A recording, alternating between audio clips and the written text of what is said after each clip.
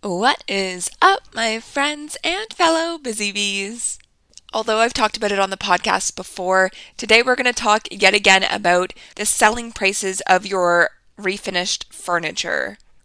Because not only do I think it's something that you should be periodically taking a look at, but it's just a topic that again and again I hear people having questions about, whether I am putting up a question box on Instagram looking for questions that people have about furniture refinishing, or when I'm looking at the questions that are posted in different groups that I'm in on Reddit or Facebook, where people talk about different things related to furniture painting and refinishing.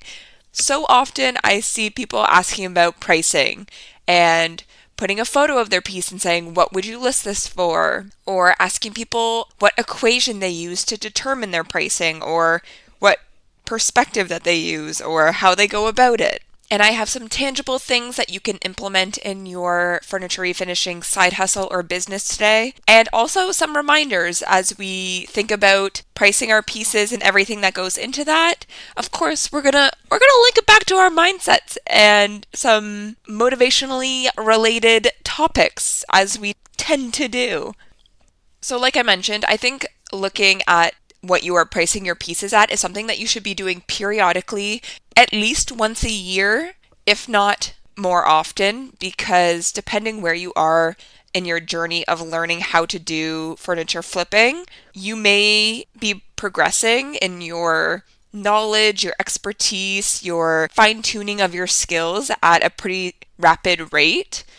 If you maybe just started out at the beginning of 2023, you had no idea what you were doing, and then this past year you have been continually putting out pieces, taking in more knowledge, pivoting, learning as you go.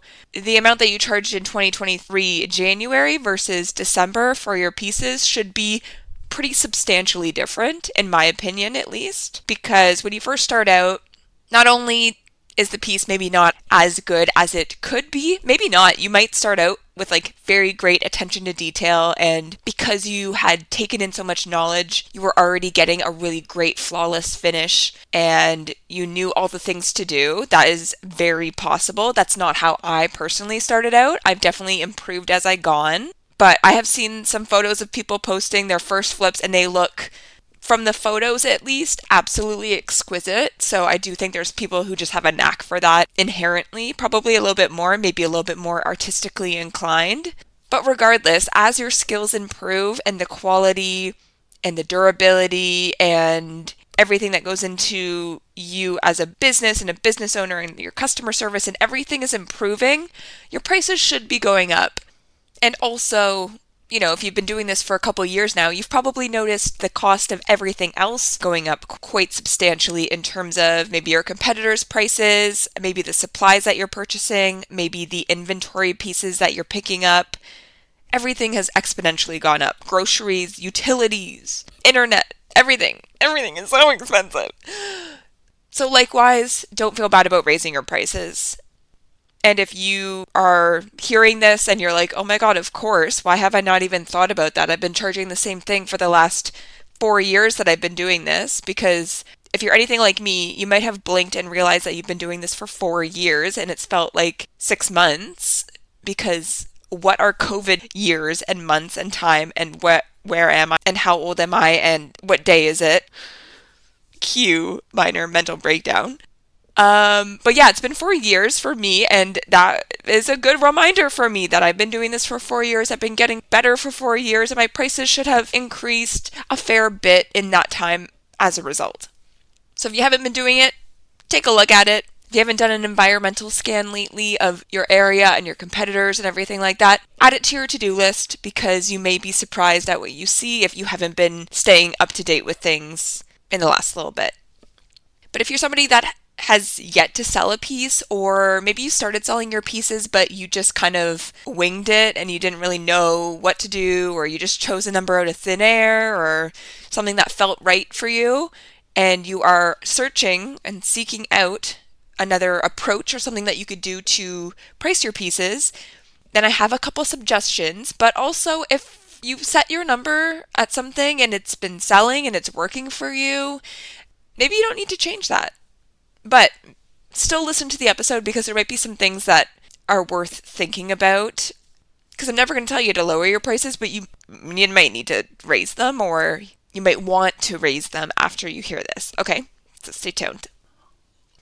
So like I mentioned, you can do an environmental scan, which is just looking at your area, at the market, and seeing what other people are charging.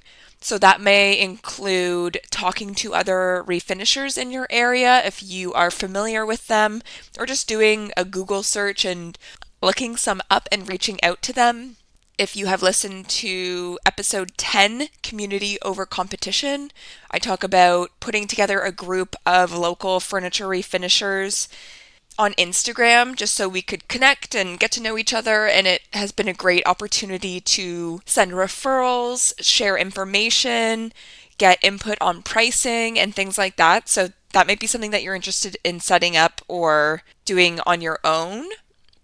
Or you can just have private one-on-one conversations. I think it's great to network in that way and build those relationships because it's good information to get because you're trying to align with each other, right? You're not going to like ask somebody what they charge and then charge 20% less so that you would get any customers if they were comparing between the two of you and who to go with, right? You're wanting to raise the price of the industry as a whole so that everybody is winning and everybody is profiting.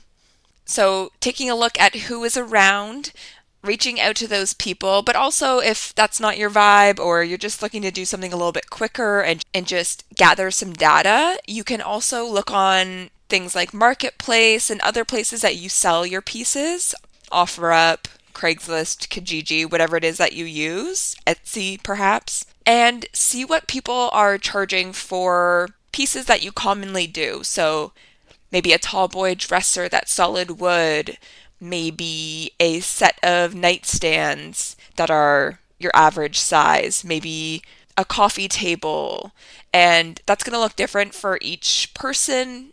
Most people tend to have a certain style that they lean towards, or they might have one that they lean towards, but then they also will integrate other pieces. So like, just take a look and you'll see which ones kind of call to you. And then take note of how much that person is charging. If they're in your area, that's really good information to know for how much to list your prices at. Granted, keep in mind that the pieces that you're seeing are the ones that are currently available, unless you're on something like Etsy that you can see pieces that are sold out. But anything that's currently on Marketplace is probably not yet sold. So grain of salt with the prices that you're seeing there. But something you can do is if there's a save feature on that online marketplace, you can save those pieces and kind of keep an eye on them for the next, week or two or whatever. And it will notify you if they do sell, and then you can take that data in and add it as a data point and be like, okay, that dresser sold for this amount, it was listed this long ago, and it sold in this amount of time. And then I'll give you like a rough idea. Again, none of it's prescriptive, and it's just kind of to start to see the trends, and that can help you to establish what is a rough range to be selling pieces like that. So that's one aspect of what you can do. But again, do that just to keep a relative idea because ultimately you want to look at yourself and your own business and factor in all of those numbers as the most important factor when determining your price. So you're going to want to look at your expenses, your time, and your output because you want to have a high profit margin, especially if you are a business, if you're registered as a business, if you're looking to grow this into a business or grow the business further, you really want to be looking at your profit margin. So how much did you put into the piece? What is the piece going to sell at? And then how much profit is left in there? If you're only profiting like $20 on something and it's like a larger item, it's not really worth all the time probably and the energy and the effort that you're putting in because your time is also valuable. Just a quick reminder here. I feel like I say this all the time, but I feel like it's the easiest thing to overlook, forget, or kind of push to the side because you're like, well, yeah, my time is valuable, but like I enjoy being in the workshop and I want to do this and like I want to help this person out because like this is her grandmother's dresser. So of course I want to like help her to update it so she can have it in her house and I feel good doing it and I get those warm tingly feelings out of it. So like really like the profit that I get doesn't matter because like money doesn't matter to me and blah blah blah. No. You don't want to go into debt for people you may or may not know because of this thing that you may or may not really love doing. It's still a business at the end of the day, and you have to look at those numbers and you have to be really objective when you're looking at those numbers and looking at the things in your business. Especially if you're a business, you want to be looking at this because other people, when you do that environmental scan, there may be people who are charging less than the number that you determine when you look at all of these costs that you input, but you don't know what their profit margins look like. You don't know what their business looks like. You don't know if they're ultimately losing money and eating the cost of it, and they're not really realizing it because maybe they have other sources of income that they are more focused on and then they just do this on the side and they're not really keeping track of things, but they're just doing this as a hobby and selling it off. So you could look at that number that the thing sold for and be like, oh, I have to be selling it for that little of money if I want it to sell. But that's not necessarily the case, and don't take that as the be all end all. Like I said, if everyone raises their prices together and you're all in a rough area, you can raise the standard in your area, like in your municipality, in your neighborhood, like whatever city, wherever you live. If everybody has the same goal in mind, then that can raise the standard in the area. And when you look at those prices that other people are posting on Marketplace as well, I would recommend looking at kind of like the average because there may be some people who are listing and selling their pieces for a really high number. There may be some people who are listing and selling their prices for a very low number. But look at what the average is and then set your prices either at the average or above towards that higher end. Because again, those people who are selling it for next to nothing may not be taking all of these things into account. They may not be doing this for very long as a result. And I never recommend that you set your prices low because ultimately it's going to cheapen the look of the restoration or the painted or refinished furniture, especially if you do a really good job on it. And I bet you do a really good job on your pieces, but you may not necessarily think that, or you may be super nitpicky and perfectionist. Well, if you listen to last week's episode, you know how I feel about that word, but you may feel like you see all these errors in your pieces and like they aren't good and nobody would ever want them. And you have so much more that you have to do and you have to get so much better if you want to have pieces like the people you see on Instagram. But if you take that self-doubt and that self-deprecating mindset and you put that forward when you are determining the prices of your pieces, and you're like, you know what, I'll just do this price. It's like the cheapest one that I saw somebody list it for, but like at least then I'll know that it'll get sold. For the people that are seeing that listing, they're probably like, oh, what's wrong with the piece? Like this looks really nice, but it shouldn't be this low. And they're not going to look at you as a business, as an expert, as someone who believes in themselves, believes in the product that they're providing. Like it has a very counterintuitive effect and impact when you do that. So just remember that you'll never win the game of offering the lowest price. There is no benefit in trying to because somebody will always come around and try and list something for less.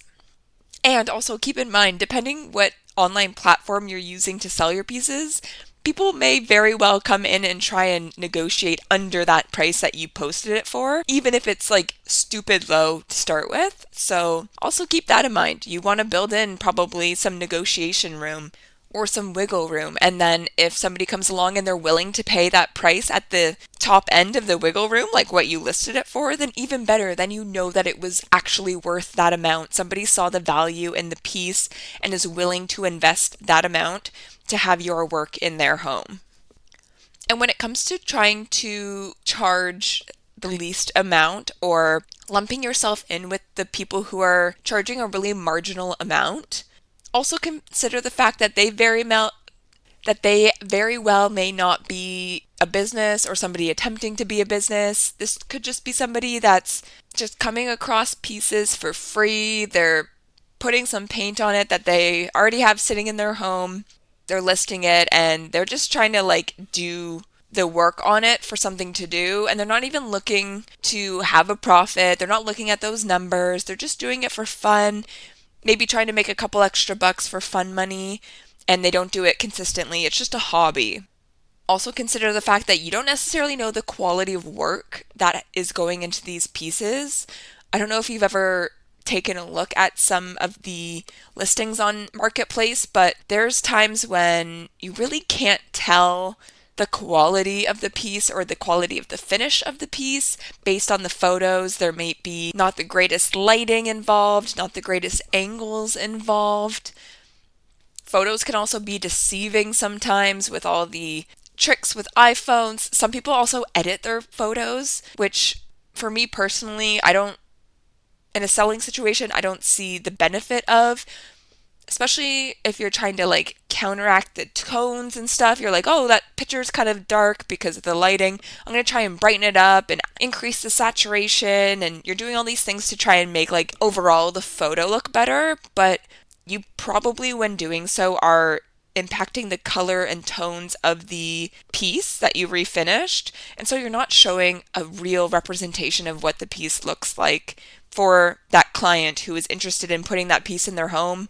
Probably is trying to coordinate with other pieces that they have in their home, making sure the wood tones are similar, making sure it's a complementary color based on what's already in their space or what they're seeking out for their space. So for me personally, I don't find that to be a very good business practice. If you want to brighten it up a little bit and it's not going to impact anything happening on the piece itself, go ahead. Yes, you want to attract clients to click on that listing, but also you want the client to show up and have the product that they thought they were purchasing and have them be satisfied with that comparison versus having a billion people click on the listing. A person is really excited for it and then they finally see it and they're like, this isn't what I thought it was. And again, because mindset is so important, and as I am telling you to go and look at other people's work and compare your work to theirs and price it accordingly, also keep in mind, just a little reminder, comparison is the thief of joy. So like I said, be objective when doing this. Do it from an analytical standpoint. Take that data in, those data points, those numbers, those values. We're going to leave our feelings out of it. We're going to leave that negative inner voice out of it. We want to focus more on taking that data, utilizing it however we see fit, and then putting our focus on improving ourselves and our abilities versus taking too much time or harping too much on what others are doing and how good they are and how much they're putting out or how much you think the pieces that they're doing are better than yours or whatever it is that your mind is making up and really focusing in on. Comparison is the thief of joy. Just focus on you, doing what you can, improving yourself in the ways that you are able to right now in this moment in time. Because you don't know how long they've been doing it. You don't know if they have help doing it. You don't know if it's the only thing they're doing in their life. You don't know if they've edited the photos. You don't know anything. You don't know anything other than what you see in front of you. So don't make any assumptions and don't spend more than 2 seconds thinking about it. And if you see yourself going in this direction and really staying there longer than you ought to for your own mental health, this might mean that maybe you need a little social media diet for a little bit. Maybe you go through and you mute some accounts for 30 days. Maybe you say, you know what, I'm just going to give Instagram like a little bit of a breather for a while, or I'm not going to let myself go on Marketplace this month. Take some time away, focus on what's actually important to you, what's in front of you, what you are working on, what you're trying to get better at, and that's going to have way more impact in your life and in your business and in your mind than anything else would. And when you are having doubts on the price that you are listing your piece at, maybe you put the numbers together and you're like, okay, I think this amount is what I'm going to list it for, and it's a little bit higher than I normally would, but like, it's scary, but I think I'm going to do it, and hopefully somebody purchases it and validates this feeling because I don't really know if I should, but I want to, and the numbers are telling me I should, but then I'm kind of scared to. Just a reminder that your clients and the people who support you and maybe follow you on social media or are purchasing your pieces or are getting commission work done by you or are maybe just admirers of your work. Maybe they follow you on Marketplace to see pieces that you post because they love the style of things that you do. They just haven't seen one that works well in their space yet. Just remember that those people are coming to you for you and for your quality, not because you have the cheapest price. They're coming to you specifically, basically regardless of what you're charging. They want you and your unique style and the flavor that you bring to your refinishing.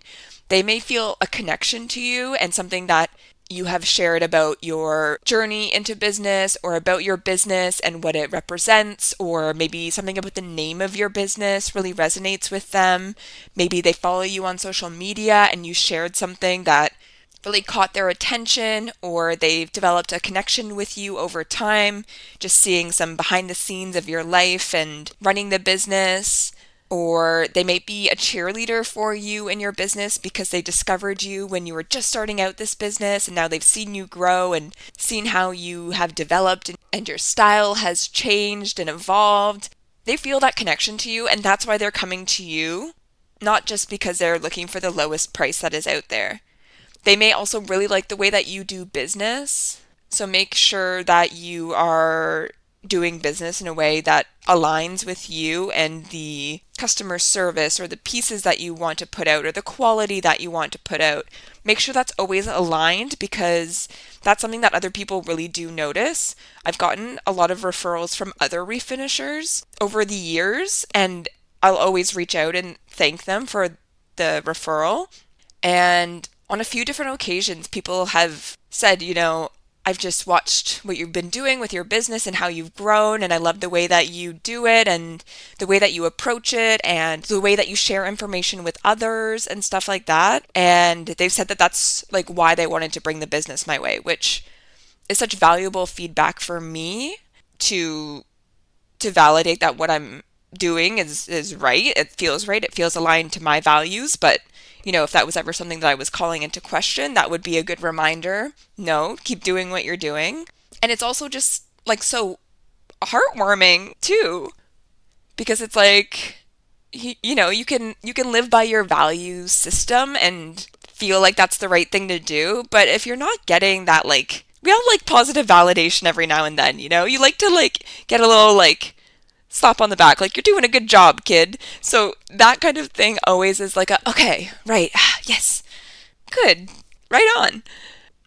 So remember that people are noticing the way you do business. And on the flip side too, if you do something a little bit shitty, like, people talk, people talk. Even if you're in a big city, you'd be surprised how small this world is. 7 degrees of separation, So keep that in mind, that like if you do something shitty, people will probably find out. And also, by the way, if you hadn't noticed it recently, the internet is there too, and there are places to leave reviews. There are places to be public and loud if you want to be public and loud. So do what you can to conduct yourself and your business in a respectable manner. Be fair, own up to your shit if you make a mistake, and always try and do right by your clients, because that's the thing that people will remember and will appreciate about you. Okay, that was a tangent. What were we talking about? Your clients are going to come to you for you.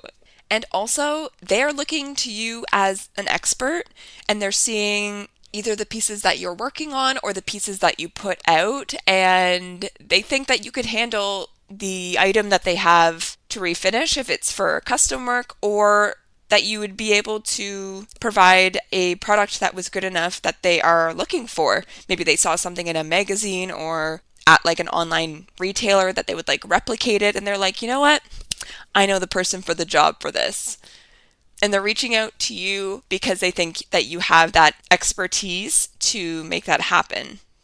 They're not doing it because they think that you're the cheapest, okay? So you don't have to be the cheapest, because you want to make this feel good for you, right? You don't want to resent the amount of money that you get for all of the work that you put into a piece. If you have done any furniture makeovers as of yet, you know that it doesn't happen in 2 seconds. There's time, there's energy, there's sometimes blood, sweat, and tears that needs to go into these pieces.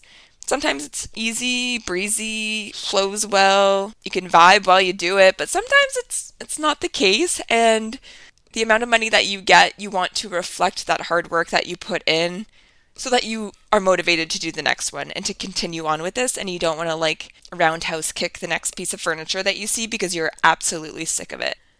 And also keep in mind that the prices that you are setting now are kind of setting a precedent for the prices that you charge in the future.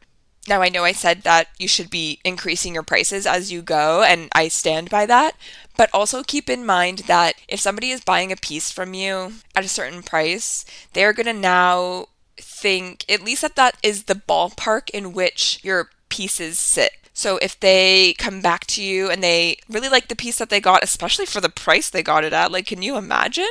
They're like, I'm going to go back to that girl to find another dresser. But then they come to you and they are expecting another dresser around that price.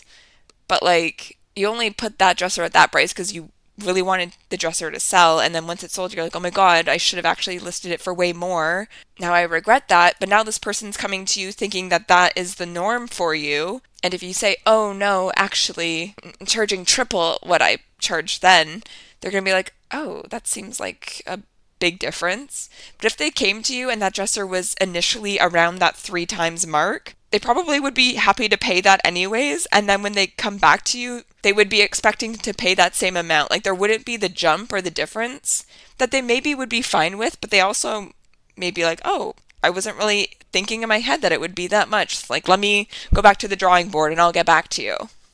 And that can be about a piece that they bought from you or also a commission piece that you did from them.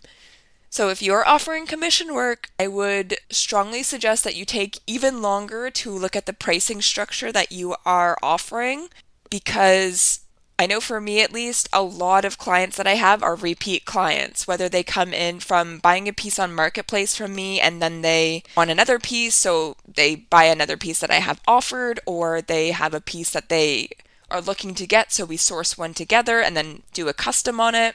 Or they have another piece in their home that they want to match that initial piece, so then we do a custom on it. Or they come to me for custom work and then we do a custom on it, and then they come back for another custom, or they see another piece that I listed because now they're in my ecosystem and then they buy one of my pieces. Like, whatever the path forward is, a lot of people that I deal with come back for more pieces because the reality is you end up having a lot of furniture in your house, and then every few years you're wanting to switch it out, maybe, if you're someone that cares about how your home looks a lot and you kind of like to stay with the trends.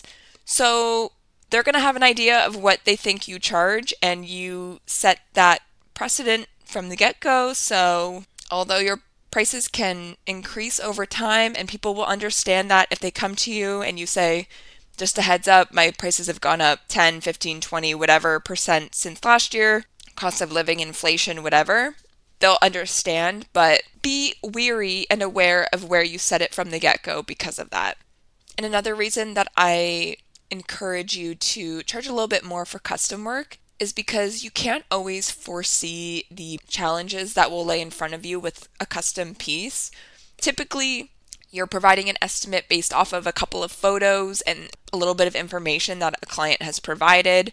Often the photos aren't like, as beautifully staged and as great of lighting and as detailed as we might take of them, because that's not what these people do for a living. So they're not doing that. They're just taking a picture quickly when they get home from work and the almost pitch black and being like, here's the piece, can you do this to it? So it can be difficult to know if there's any like hidden surprises or challenges that you will run into. Also, quick aside, but a good way to help with this is to make sure that you have all the information that you need ahead of time, which is made so much easier by having all the questions that you need answered in one consolidated place, like a custom project intake form. And if you do not have one as of yet, I have put together a free guide telling you how to put one together and sharing the questions that I include in mine. So if you haven't grabbed it yet, make sure you go over to my website to snag that. It's at meldiditherself.ca/custom guide. I've also linked it in the show notes of this episode. So much easier to have all the information that you need in one place to provide an informed estimate for your custom, but that's neither here nor there. The point being that sometimes things can pop up that you don't know are going to take added supplies or added time when you are completing this custom. So building in a little bit of wiggle room and pricing it a little bit higher than the numbers may tell you they should be is probably in your best interest, because in a perfect world, everything goes to plan, time-wise, steps-wise, repairs-wise, etc. And then you can just profit that increased amount and have a higher profit margin. But in the case that there's something that you didn't realize, or you run into some sort of hurdle along the way, then you're going to have that built in, and you don't have to go back to the client and be like, actually, I didn't really realize that it was like this, and I'm going to have to increase the price, which you absolutely can do. It is totally within your right to do.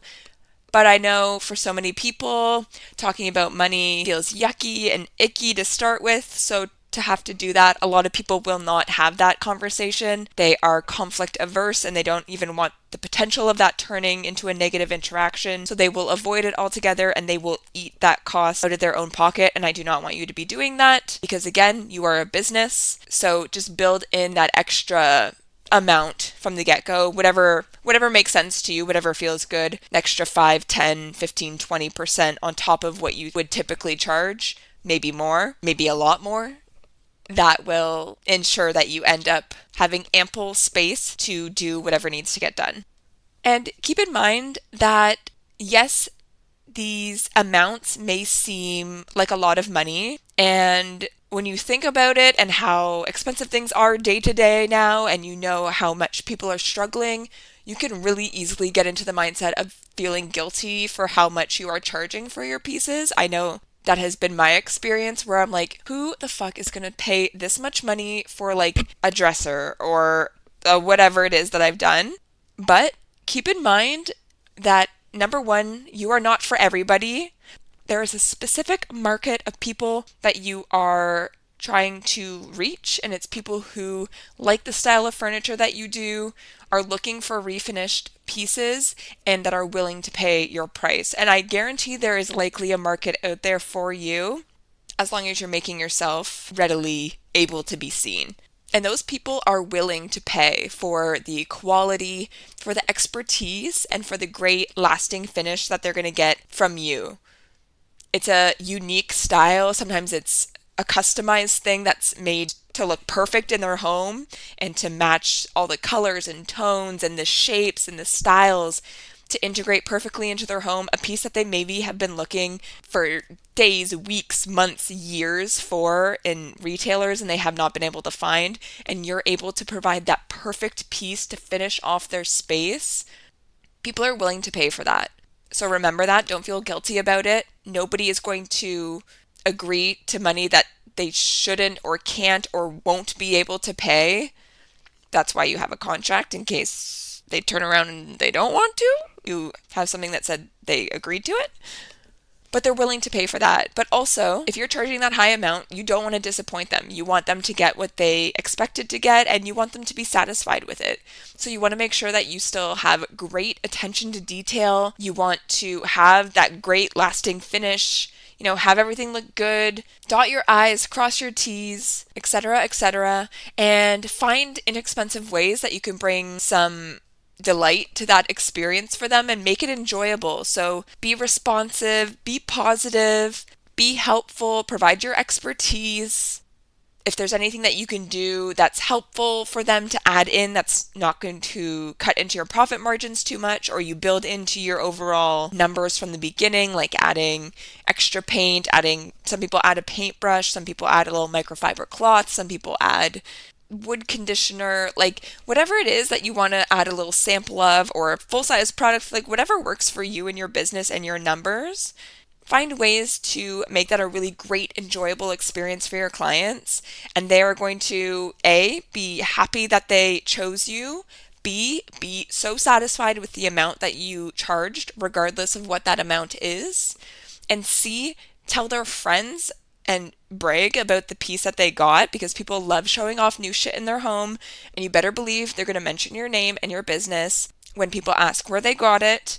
And D, they'll come back to you when they are looking for another piece, or if there's something that they would like but they're not seeing out there, they're going to ask you if you'd be able to do it for them. You're going to be their go-to furniture person if you don't shit the bed on this interaction. So do what you can. And again, like I said, People make mistakes, whatever shit happens, but own up to it if it ever does. Be friendly, be positive, make it a really great interaction for that person, and you will be their go-to for life. And again, I just want to reiterate, they are seeing you as the expert in this interaction. So you can provide your recommendations, your advice based on what you've done on previous pieces, what you think gives the best finish. I'll often ask to see photos of the room that the piece is going in if people are looking for my input on colors or finishes or hardware or liners. And they'll send over photos of other pieces in their space, and I can help them, put together a bit of a mood board, things like that. Because remember that you probably live in that space so much more than they do. Sorry, not their space in their home, but like the interior design space and looking at furniture and trending furniture, and you have a full feed of refinished furniture probably if you're someone that's interested in furniture makeovers. The average person does not see that all day every day. So a lot of the times people come to me and they're like, I kind of like have an idea of what I want, but I can't spit it out or like articulate it, but like I want it light or I want it dark or I want it like this kind of style, and here's the room that it's going in. Can you help me? And that for me is so fun to be able to essentially like make over a room that I don't then need to pay for all the things to make it over, but I can still see the satisfaction of the before and after. But they're seeing you as the expert in this situation, so don't shy away from those recommendations and leaning into what you know, even if it seems like something that's so basic that obviously everybody that refinishes furniture knows.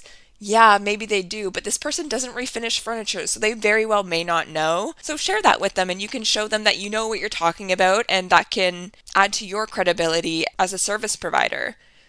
And because they see you as the expert, I really just don't want you to let that imposter syndrome make you shy away from getting paid what you deserve. Because like I said, we downgrade our work, we think we're not as good as we are, we think people won't be willing to pay large amounts of money for these pieces, especially if we found the piece on the side of the road, we got it for free. We had a lot of these products sitting around already in our home. We didn't invest a lot of time or energy or money into it. That does not matter. It's the product in the end and how it looks and what somebody values it at that matters. So don't let that imposter syndrome pull you away from charging what you are worth. You are worth it, my friend. And on the flip side, if you want another way to ensure that you are getting maximum profit for your pieces, and maybe you don't want to increase your prices too much, or maybe you've tried to increase them in the past, but you've kind of hit that threshold of what people are willing to pay, but you would still ideally like to increase your profit margins. One other alternative that you have is to keep your inventory, the initial piece that you are purchasing to make over, and the products and supplies that you're purchasing to do so, as inexpensive as possible, and that will also increase your profits, because the lower the supplies and the higher the amount that you sell the piece, the more profit that's going to be in between, right? And that's going to keep your prices where they currently are, but you'll have less upfront costs. So look at your expenses, look at the supplies that you're purchasing.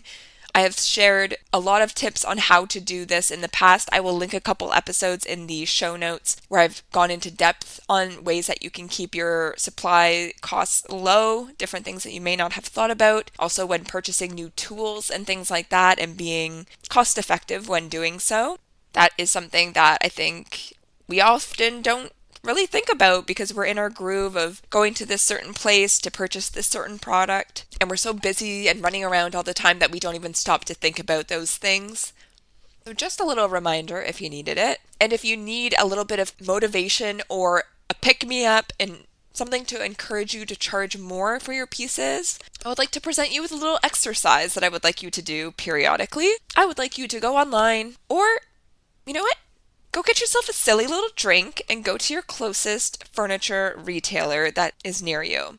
And I want you to walk around with that silly little drink in your hand, and you can have a little sippy sip and walk over to pieces that you think look kind of like the vibe of the things that you sell. And I would like you to direct your eyes down to the price tag on that piece of furniture and take a little peeky peek. I guarantee you that it is like at least twice as much as you are charging for your pieces, if not more, especially if you have places around you, or you are frequenting the higher end sites like Restoration Hardware or other trendy stores like CB2 or West Elm, or even other trendy but kind of less expensive or more like kind of not liquidation style, but like there's a few pieces available, but they're gone when they're gone, like HomeSense or a Marshalls or even like IKEA. Honestly, all of them guaranteed are charging more than you are charging for your pieces if you're someone who needs to increase the prices of your pieces. And they are charging those prices while offering probably much more basic and certainly less unique and less customized pieces. And they also very well may be made with far cheaper and less long-lasting materials. Like a lot of IKEA and those kinds of retailers, honestly not even just IKEA, like so many things on Wayfair, so many things at these other retailers are almost exclusively made up of MDF and laminate and things like that. And not to say that those are bad materials. There is great lasting furniture made of those materials, but if you have a solid ass piece of wood furniture that has an awesome finish, you've restored it, you've painted it, you've done a combination of the both, whatever, look at that price tag and tell me that you feel guilty now charging the amount that you are thinking about charging. And then you finish your little silly drink and you walk your cute little booty home and you hop on Marketplace and you increase those prices, okay, bitch? That's an order. And something you may not know about me, I love little motivational messages. They always get me fired up. If you can't tell already, I have a little bit of a tough love approach. I hope you appreciate it, and I hope I didn't scare you away. And I keep a running list of ones that are especially catchy or speak to me in the Notes app on my phone. And I end every podcast episode with one of those that I've noted down over the years in hopes that you leave our time here each week feeling inspired, feeling motivated, and feeling ready to take on whatever comes your way this week. So this week's Mel's motivational message is: you sometimes lose by taking risks, but you always lose by holding back. So I encourage you to take your risks, increase those prices. Maybe you find that threshold of where you can price your pieces where it's taking a lot longer for the pieces to sell, or maybe it sits for a long time and there's no bites. And I mean like a long, long time, because sometimes pieces can sit for quite a while, and without lowering those prices, somebody will come around that purchases that piece and may just be a more unique piece and the right person isn't looking at that time. But take that risk, because you're always going to lose. You're always going to stay where you are and making the amount of money that you are and having the same amount of confidence in your skills that you currently have, unless you increase those prices and find what you're really worth. Find what you are really capable of getting, and really building that name for yourself as the high quality business and business owner that you are. And on top of that, then you're going to be much more comfortable with taking risks in the future. And I think that is such an invaluable skill to have in this world, in business, in this world on earth, because that's the only way that you get shit done is by taking those risks and either seeing that it made sense for you to do, or you learn a lesson along the way. But you sometimes lose by taking risks, but you are going to always lose if you hold back, my friend. All right, that's it for today. I appreciate your time, and I will catch you guys next week.